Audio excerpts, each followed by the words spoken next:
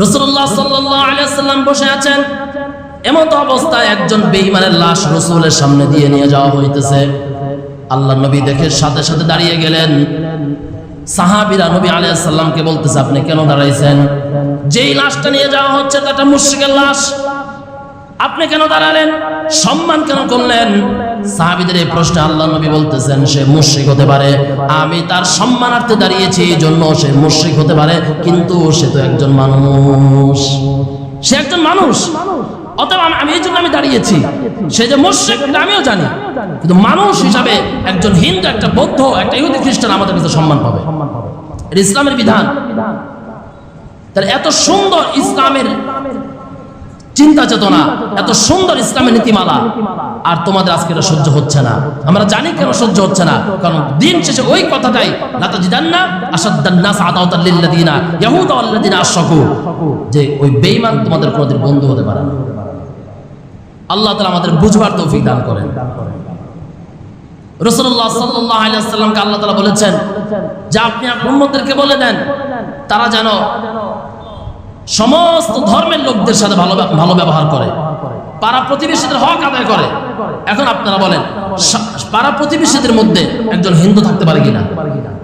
এটা হিন্দু থাকতে পারে, কিন্তু আল্লাহ তাআলা রাসূলকে কথা বলেন নাই না। রাসূলুল্লাহ কোন দিয়ে কথা বলেছেন যে তোমার সমাজের মধ্যে বা তোমার পাড়া প্রতিবেশীদের মধ্যে, এই ভান্ডার অঞ্চলের মধ্যে যারা হিন্দু আছে, তাদেরকে সব সময় প্রতিদিন ফজর পরে একবার 10 বার কান্দর উদ্বোস করাইবা, আবার মাগরিবের আগে একবার 10 বার কান্দর উদ্বোস করাইবা।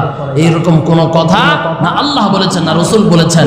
রাসূলুল্লাহ এটাই বলেছেন, পাড়া প্রতিবেশীদের মধ্যে বেঈমান যারা আছে, ওদেরও যদি তোমাদের কাছে ঋণ চায় তোমরা ঋণ দাও, ওরা যদি সহযোগিতা চায় তোমরা সহযোগিতা করো, ওরা যদি ওদের খাবারের কিছু না থাকে তোমরা খাবার দাও, এবার তোমরা সহযোগিতা করো। ওরা যদি অসুস্থ হয় তোমরা দেখতে যাও। কত চমৎকার ইসলাম! কিন্তু এরা এটা বুঝে না, এই বেঈমান এটা বুঝে না যে ইসলাম কতটা সাপোর্ট তাদেরকে দিয়েছেন। শুধু এতটুকুই না, রাসূলুল্লাহ এটাও বলেছেন যে তোমরা রান্না করতেছো গোশত, তাদের ঘরে গোশত রান্না হচ্ছে না, আজকে শুক্রবার জুমার পরে তোমার গোশতের রান্নার ঘ্রাণ তাদের ঘরে চলে গেছে, যাও কিছু তরকারি দিয়ে আসো তাদেরকে। নবী আলাইহিস সালাম এটাও বলেছেন, বাজার থেকে 1 কেজি আপেল কিনে নিয়ে আসছো, অতএব 1 কেজি আপেলের মধ্যে 10টা আপেল চলে আসছে, 5টা আপেল তোমার ফ্যামিলি এনাফ, তুমি 2টা আপেল নিয়ে ওই পাড়া প্রতিবেশীদেরকে দিয়ে আসো যারা গরিব আছে। তাহলে ইসলাম তোমাদেরকে কতটা সাপোর্ট করেছে, কতটা সহযোগিতা করেছে, আর সেখানে আজকে তারা আমাদের শত্রুই হয়ে দাঁড়াইলো শেষ পর্যন্ত। ওই বারবার একটা একই মনে পড়ে, কি দিন শেষে তারা আমাদের কি, তারা আমরা না, তারাই আমাদের কি মনে করে, দিন শেষে তারা আমাদেরকে শত্রুই মনে করে। যুবক ভাই, টকবক রক্ত এখন এই কথাগুলো ভালো করে বোঝা। মুরব্বী যারা চলে আসছে তারা তো এখন মসজিদে ঘন ঘন আসে, কারণ 1 পা চলে গেছে কবরে তারা মনে করে, যদিও সবাই 1 পা চলে গেছে, কারণ কেউ তো বলতে পারবে না কার মৃত্যু কবে, কিন্তু ধারাবাহিকতা এরকম বোঝাচ্ছে।